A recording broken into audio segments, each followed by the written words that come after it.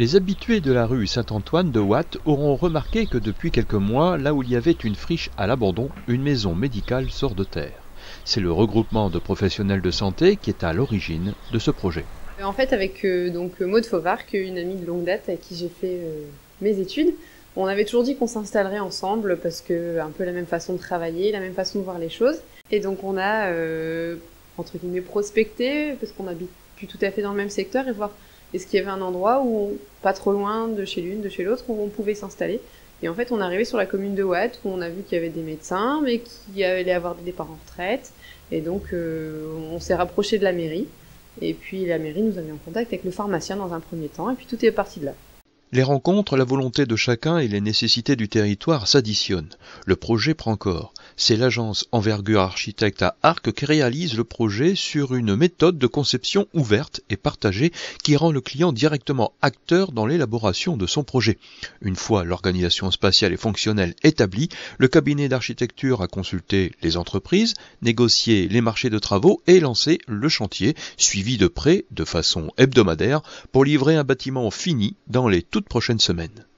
On est 4 médecins à poser une plaque, mais en fait 3 sont déjà installés. Moi, je suis la seule qui arrive en plus. Et on a 2 assistantes, donc ils vont venir compléter les jours où on veut se reposer.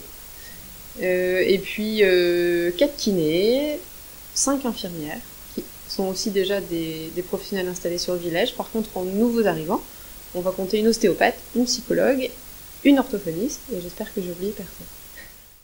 Au total, ce sont 18 professionnels qui s'installeront dans ce pôle santé de 450 mètres carrés échappant à l'isolement, le lieu favorisant les échanges collaboratifs au profit des patients.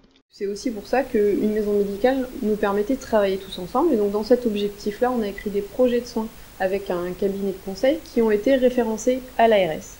Et donc on va être reconnu comme maison de santé pluriprofessionnelle, donc on va obtenir, on espère, des subventions de l'ARS pour pouvoir mettre en place des réunions et travailler en concertation sur des dossiers de patients bien précis.